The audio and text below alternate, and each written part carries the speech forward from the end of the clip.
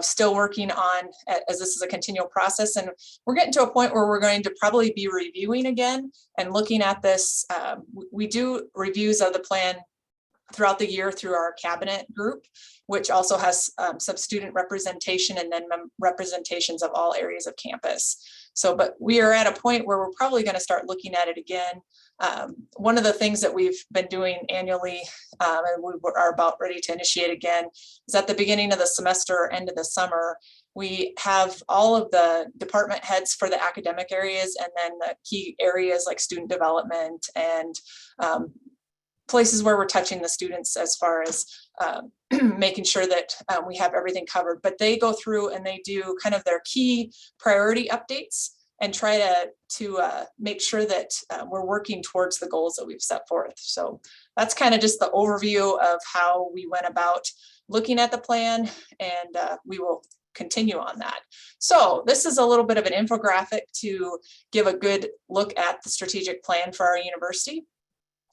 We did go through vision, mission, and values and reassess those during that process as well, which was kind of the beginning part. Without having that vision, mission, and values, it's hard to make the goals. So vision, develop world-class leaders in science and engineering to benefit society.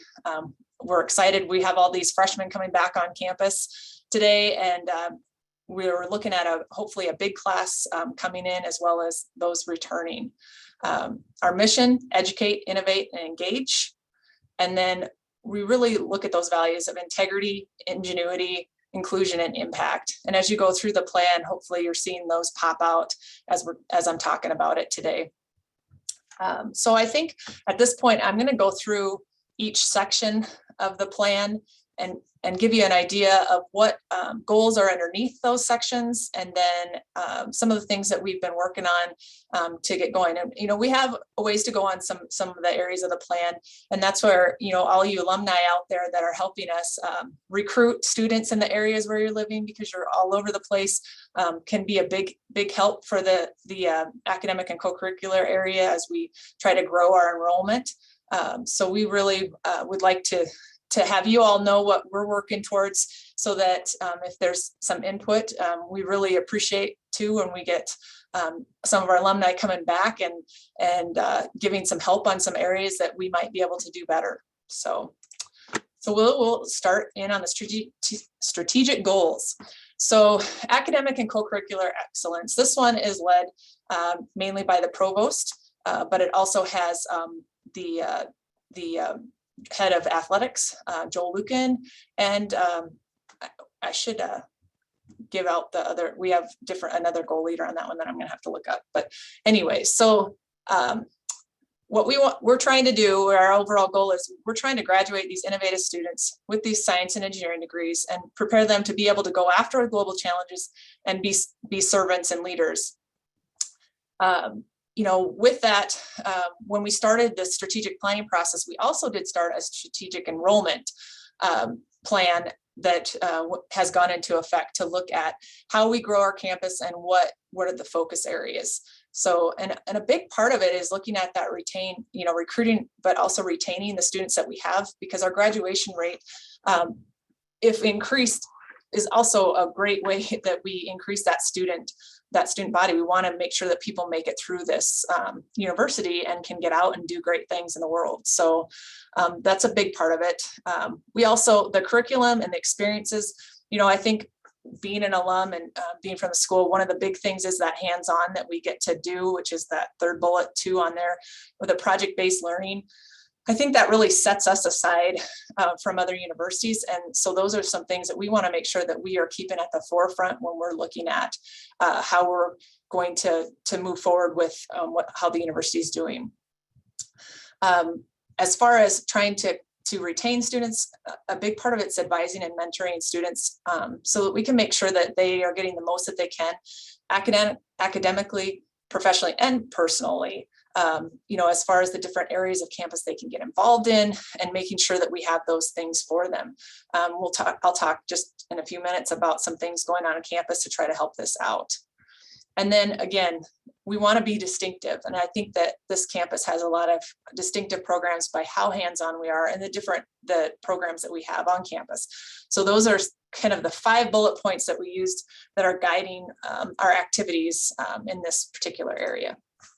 So this is a lot of information that that has been done over the different time frame of the plan so far, but FY19, they really looked at the strategic enrollment plan, and this is a plan that we're rolling out slowly. We still have other sections of the plan to work on, which I'll talk at the end for upcoming things, but they want to make sure that we're improving that strategic marketing to students. It's very competitive right now out when you're trying to have students come to your university. It's extremely competitive. There's all sorts of programs, and the way that people are able to go after scholarships and things, and the scholarship piece is extremely important that we were able to offer. So one of the things that came out of the strategic enrollment plan is that we had opportunities on the eastern side of the state for South Dakota. So that's an area where they were looking at adding a recruiter to be able to get in touch with those Sioux Falls schools and the Brookings and Watertown, all that area of the state, and really look at that. We have a great student ambassador program.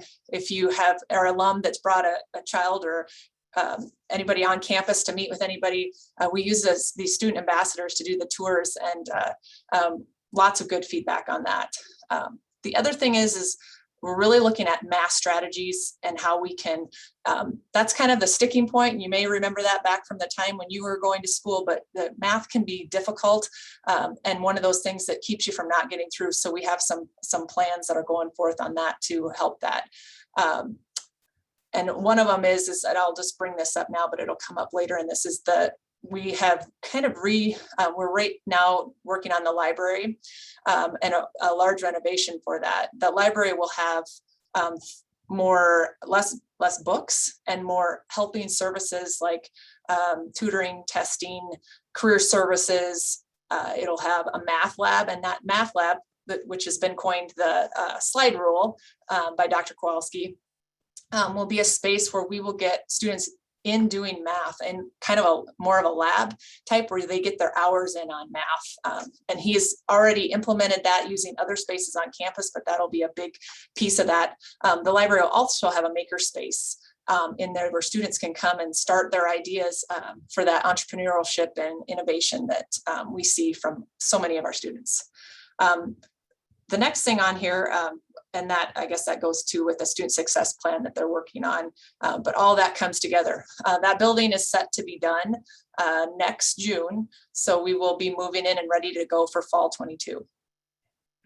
We also have had some new introductions and programs. One of them is business management and technology, which is kind of jointly done with BH. They're able to give some of the business side of classes, and we can do the engineering. And this is an area where we were seeing some real interest in doing it. Biomedical engineering, and esports. I don't know if everybody knows what esports is, but the gaming community, this is a great thing. But there's undergraduate certificate, which is that esports area right now sits in the Surbeck Center. If you're ever around campus, you can take a look, but it's a very neat area. And then a nanoscience and nanoengineering master's science degree. They've also looked at restructuring several of the programs that were under kind of the social science area, but they are renamed, as you can see there, atmosphere and environmental science, pre-professional health sciences, and science, technology, and society. So those were things that they developed and planned and implemented in FY19. FY20, they continued on with that strategic enrollment plan and really went after the summer camp model. We get a lot of students coming to school here after they've gone to camp here. We see people flying in and staying in town. Right now it's mainly commuter based, but we will see students coming in and enjoying those programs, lots of different things, whether it be explosives or you want to work on the biomedical area, there's a camp out there. So another plug for if you have somebody that would like to go to one of those things. Another area was the Minnesota market penetration.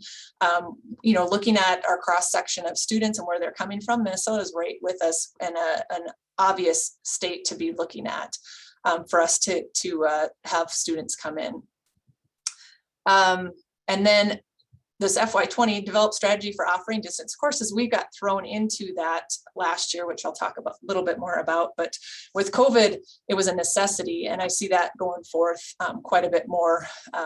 The amount of classes that we did have online were pretty small, and pretty much everything had to go online in some respect last year with COVID. And so it gave us all a good look at things that we can do. And also, you know, some of those hands-on things are so important for students to make sure that they're getting that. That's part of what makes us distinctive in some respects. So, and then you can see some of the new programs that we have. Electrical engineering PhD and a minor, a mining 360 graduate certificate, electronics engineering and technology minors, mining systems and systems engineering minors. And, you know, we're really looking at to our university advisory boards to look at what kind of programs are out in industry, because that's a big piece of this. Is we want all these students to be getting a job when they get out, and making sure that they're in areas that are going to do that. So another thing that was done is the computer science and engineering department was somewhat restructured, and also the biology, chemistry, and health sciences. We've had several names for that, but we really are offering those three areas. So within that department. And then on there is the COVID modifications introduced. So we spent a lot of time on course delivery and how our faculty really did a fantastic job of getting through the year last year and making sure students were still getting the education that we wanted them to see. So it's really hats off to all of them for all their hard work on how they helped students get through that, because it was a very difficult year, as many of you are probably aware of. So going into finishing up FY21, we are looking at, they looked at the honors program, revamping of that and how that was put out there, along with this EAB Navigate student success software, which is another route to help in the student success area to make sure that students are able to get through and everything goes well. There were also quite a few new programs added in FY21, which you can see there. Some of those, I'll point out the green and sustainable chemistry.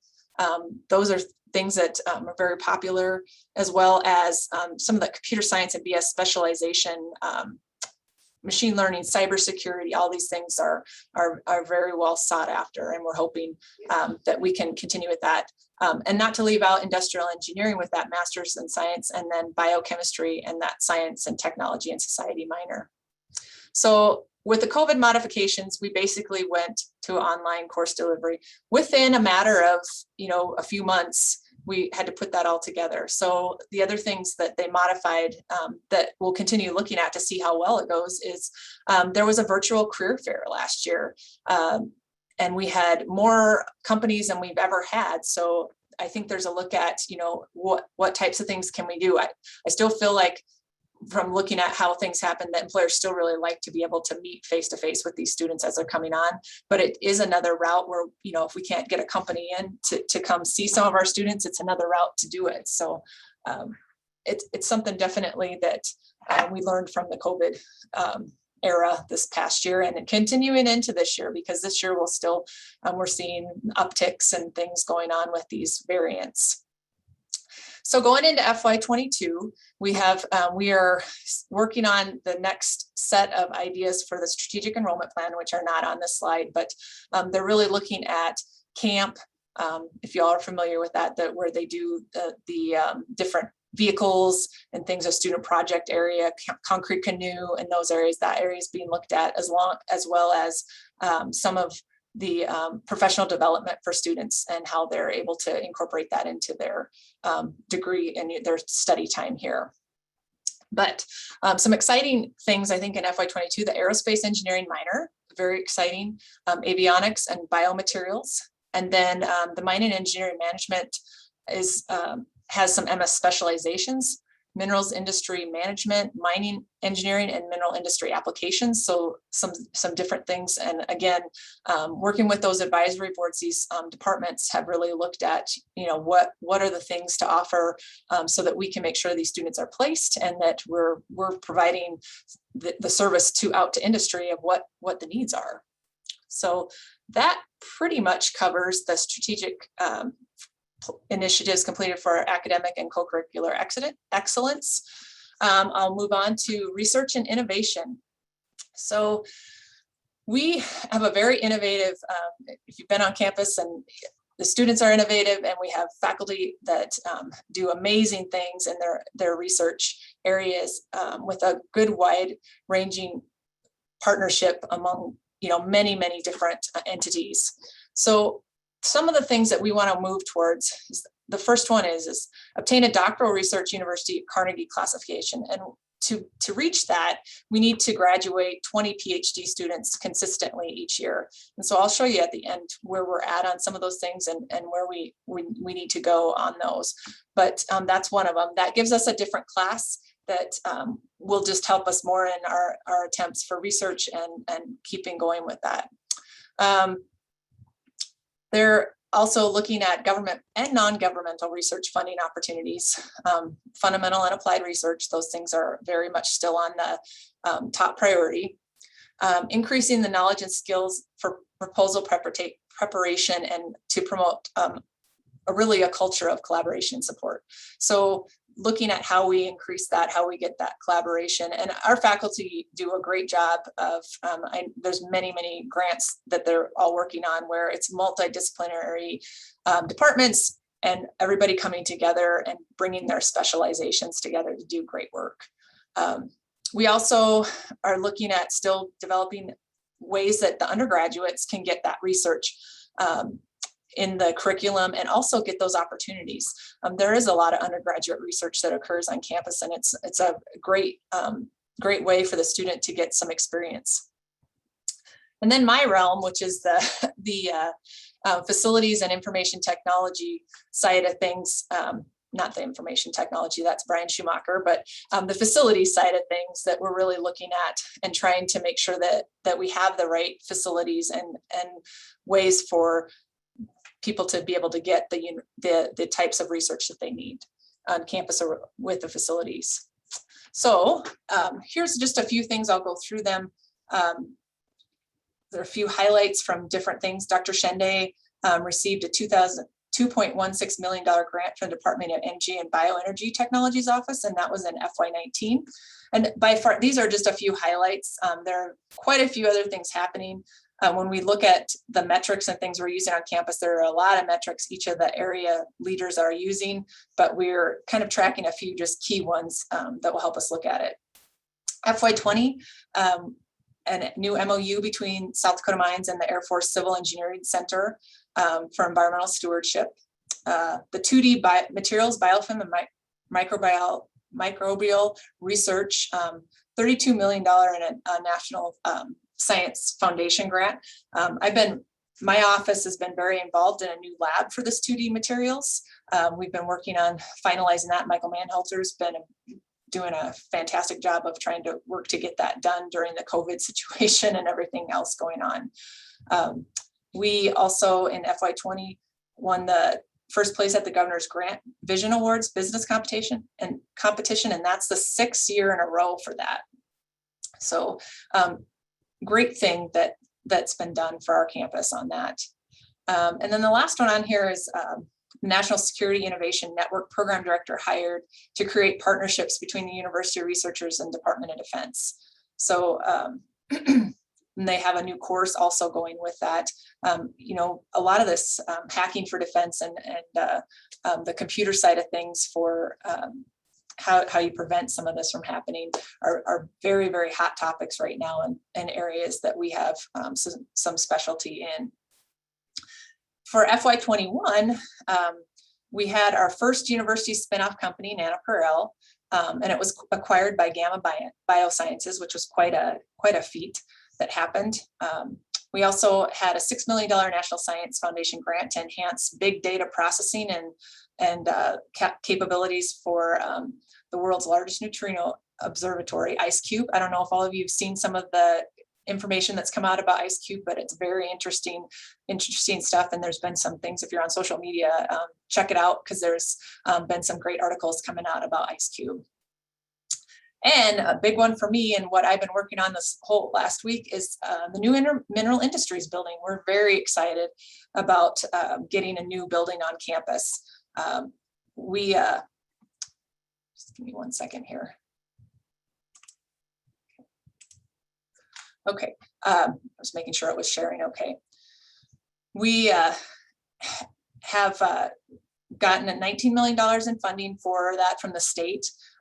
We need to fundraise $12 million for this project still, and we are, our Kara and the foundation are working hard on this, but it is very important that we get all the money raised for this as we are moving forward, because the $19 million has a time limit on it to be spent. So, but this will be fantastic. It is set to go over behind O'Hara and the Music Center, take out that hill, be a good connection between the Museum of Geology and the newer paleontology building that's back there, and get it away from the train tracks so that we can have some more of that sensitive equipment for the research opportunities. Outreach and engagement. So we want to make sure that we get our name out there.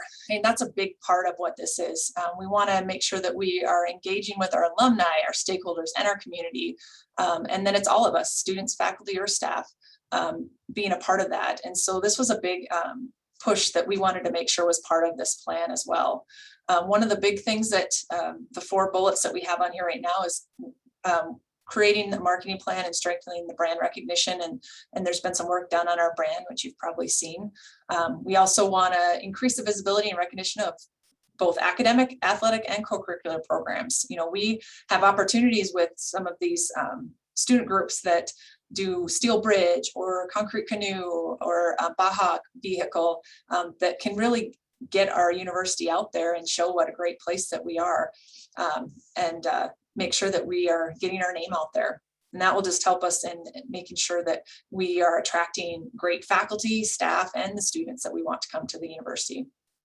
So, and then support the development infrastructure through activities that are going on with the Alumni Foundation and industry partners. We want to make sure we're advancing that support, because we have so much state funding and so much tuition and fees. And so there is a piece that we still need always to supplement the budget. And so that's a big piece of that. And then we want to make sure we're getting those connections made with our local community. I think we made a lot of headway in the Rapid City community, but we want to make sure that we're known on a national status.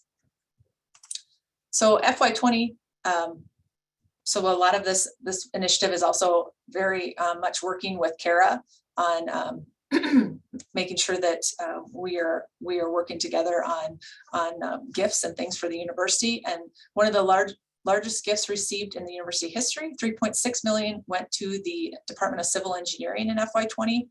This has been just a fantastic gift. I worked this summer on a lab upgrade that was able to be done because of that. And it has turned out just absolutely fantastic. We were able to upgrade all of the civil engineering, basically all the civil engineering labs this summer. And they have got a new look, I'm excited for the students to be able to use them as they're coming in. So that was a great thing that came out of FY20. FY21, we had the new brand unveiled, which you see the M up in the corner. That came out, and we've been working on that and still rolling that one out. We also ranked #1 for engineering schools on return on investment for the 3rd straight year. And that says a lot about the university. And we want to make sure that we can continue to promote that and make sure that we stay cost effective so that somebody can go out and get a great job and have that great return on their investment. Museum of Geology achieved American Alliance of Museums accreditation.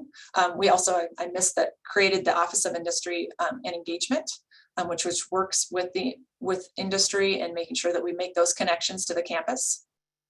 We had quite a few town hall and workshop sessions on world intelligence, trying to make sure, and these sessions right now that we have are also great making sure that we're getting information out about what's going on at the university. That funding for the mineral industries building was approved. We were awarded by Caterpillar to host a Cat Labs MindStar Consortium, which is a fantastic thing. And we have been in the process of getting the mining hub set up and going with industry partners. That's also a great achievement that's come out and will help us with that recognition moving forward. I see a comment on here about the old mining building and what will happen to that. I'll just say right now, the plan is that it will be torn down. We only get so much maintenance and repair funds for campus, and so that's something that we'll have to do. So if there's a piece of that building when it comes down that some people are wanting, let me know about it as we're taking it down. But the new building will house all of the departments, and we'll have a great facility moving forward. So the last of the topics is campus culture. So we want to strive to be a place where, faculty, staff, everybody wants to work here and be here and, with our great students. And so this is an area I think that we really felt needed to be worked on, is the culture of the campus and how we make sure that it's safe and healthy, that we have really a balanced system of well-being for the academic success, individual well-being, service, and philanthropy. We also want to make sure that we have a campus that is inclusive and innovative and collaborates. And so these are all things that, kind of go back to our values and what we want to make sure that we are promoting. We also want to promote flexible business processes and practices. Sometimes being a state institution, not everything is maybe the most, say this nicely, efficient. So this is an area that we can definitely work on. And my background, I did an engineering management master's. And so we're continually looking at processes and trying to make ways that we can make them better. So with that, FY20, we continue with looking at that campus culture. One of the areas is a leadership academy for faculty, staff, and Rapid City community. And this has been a great way to pull people from the community and also a small group within the university to give them some of that professional development. We've had several of these so far. I think we're 2 to 3 of those in the past few years. That we've really worked on. We also, really kind of trying to gauge where we are in things. We have done some surveying, which is a Sky Factor survey. This other thing is for the safety and health. We constantly do campus walks with the students every year to look at the safety features of campus. And so one of them was that just getting some exterior updated lighting on Rocker 1 and 2. And it's an area that we looked at all over campus to make sure that students are feeling safe, and faculty, staff. In FY21, we added a police chief, Chief Perot, to public safety. And he has really turned the department in. We're working very closely with Rapid City because we do just have the one police officer and he's here during the day. We are working on adding another police officer for this next year. We'll have 2 to at least be able to cover, basically 7 a.m. to midnight with a police officer. But the nice thing about it is we're using the same dispatch services as Rapid City Police Department. And so if Doug's off, we're able to cover still with Rapid City Police Department. So it's made a very nice way. And we've always worked really well with Rapid City Police Department. FY21, we also went ahead and did DocuSign for all of it. And what that is electronic signatures. So we have less paper and things going around, and it's just really improved the timing on things. And so that was kind of a low hanging fruit thing to go after. And it's been a great improvement. We also had a process improvement committee formed that is looking at a lot of those different efficiency things that we can do. There's opportunities out there, and being an engineering science school, we know how to look at these things and trying to figure out what's the best way to do things. So this is something we will continue to work on. And this is something that has been around for quite a while that we've looked at. How can we keep improving things and making them better? And FY21 was definitely the COVID response to try to get through last year. And we luckily successfully completed last year and had the students are coming back to school this semester. And we're hoping for a great school year. We also, and this one is FY22 going into this next year. We are looking at, we just had the first Employee Appreciation Day, which was a great day.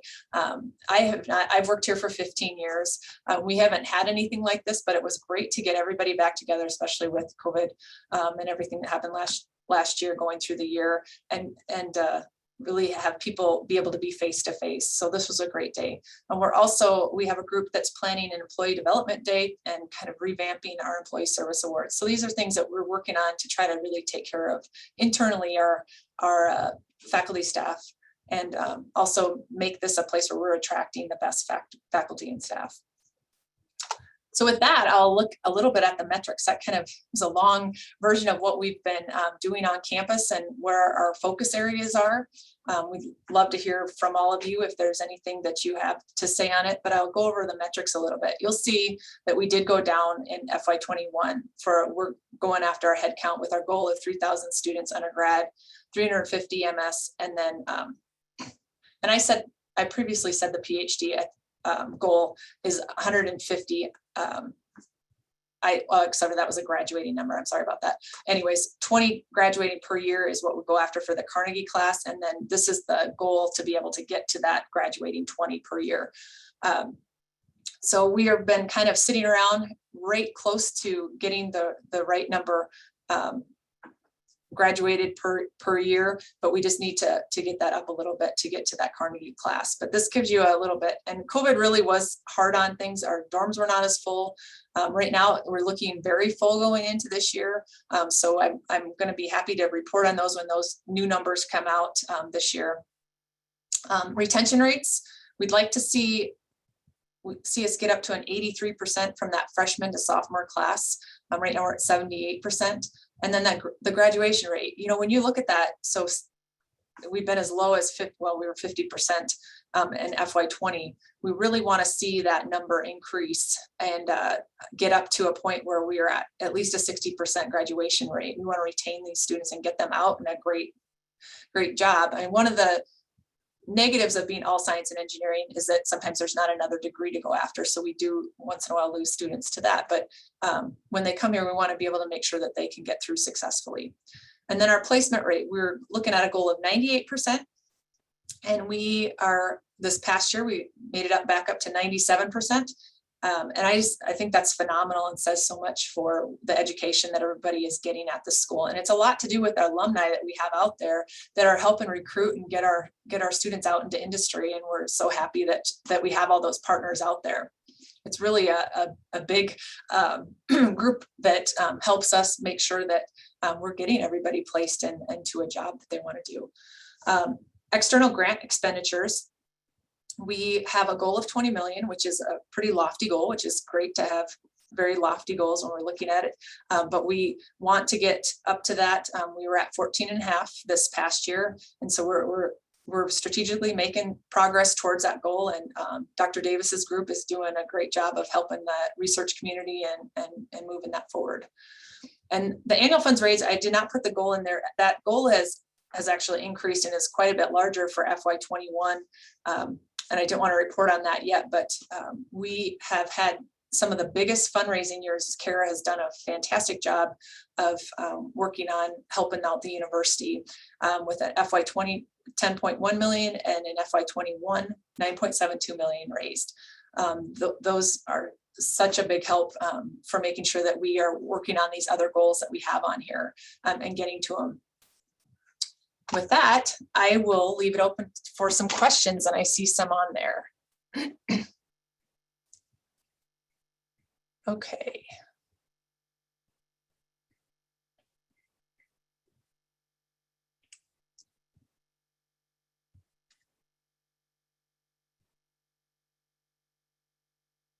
Okay.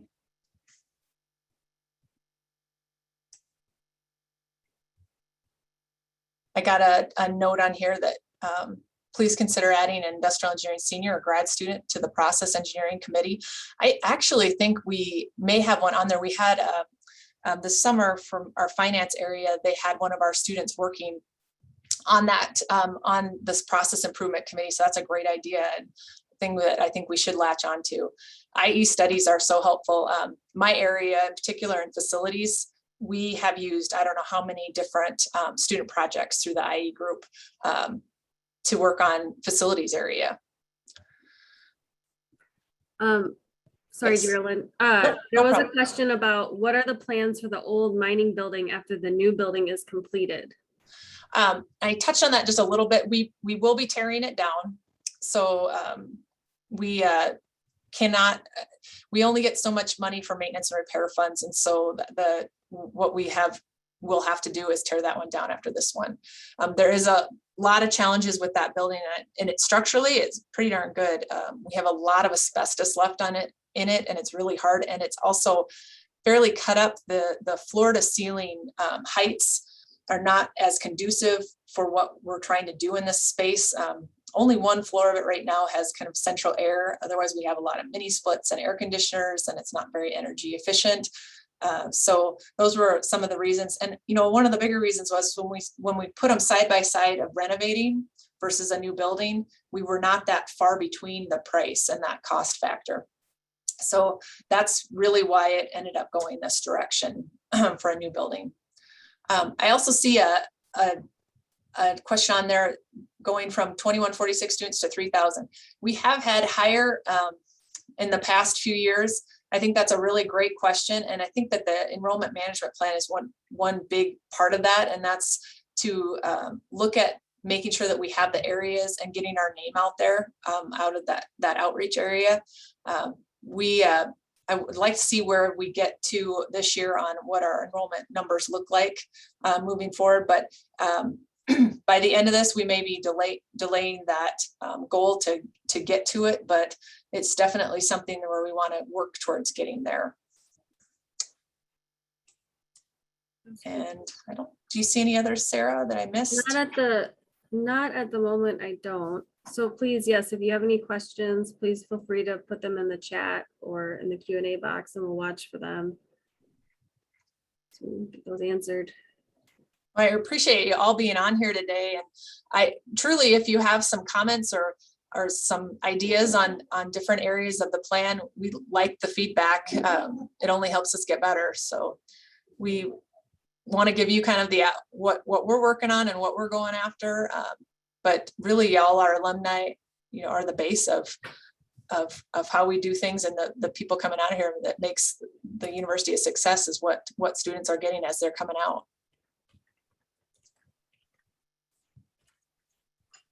So while we're waiting for questions, in the meantime, I've dropped an event feedback survey link in the chat. So like Geraldine said, we really appreciate your feedback. It kind of helps us plan for future events.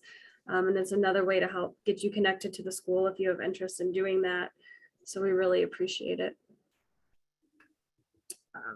And then while we're waiting, I'll shamelessly plug our other events. So we had a change in a schedule of our digital department updates. So September 2nd, industrial engineering is going to be giving a digital department update over Zoom, and I will put the link to that in the chat so you can sign up for it. That's always the third Thursday at 11 a.m. and then Mountain Time. And then September 16th, Dr. Rankin is also going to give a fall campus update on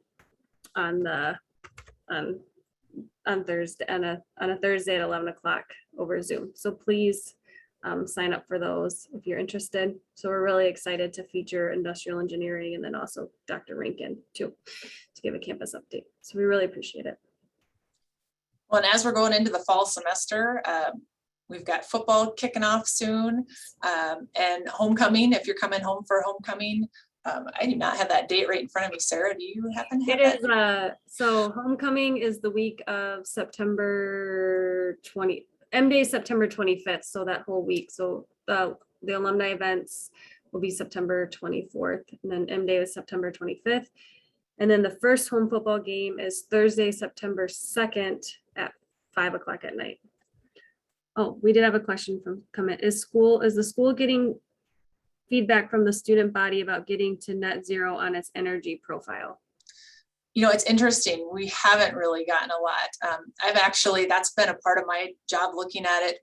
I started out in environmental health and safety on campus, and did a lot with the campus as far as looking at climate and that type of thing. And we have really struggled to get a really core group of students. This is an area that, if anybody has any ideas, we'd like to look at, but getting them involved in, how we look at energy, environment, and those things. So if you have some ideas on that, that's been kind of one of the struggles is to get a student group that really takes a hold of that and wants to move forward on that. But it's definitely an area that we could use some help. So Good to know. good, you got a rocker day. Yes. Be great to see everybody back for that if you can. It'll be good. So yes, this month is just gonna fly right past. And then another big event, and Geraldine, I believe, and I mentioned this, is the career fair. And the career fair is September 14th. That's in person this year. Alumni, if you're in the area, it's free for you to attend, to go talk to the different employers, students. I'm sure they're very excited to be in person. And then there's also a virtual career fair that campus is going to do September 30th too. And if you're interested in attending that as an alumni, you can. You just will need to register for that one and let us know. We can send you more information on that. But we're excited to have more in-person events too. Yes. Very busy.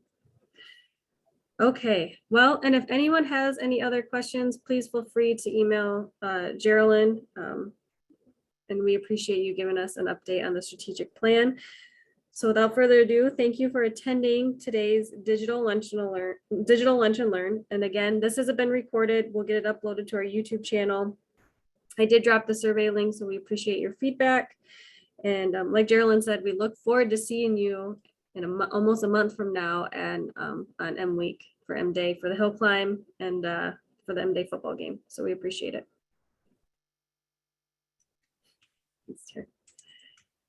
Yes. So thank you, Geraldine. All right. Thanks, everyone. Yes.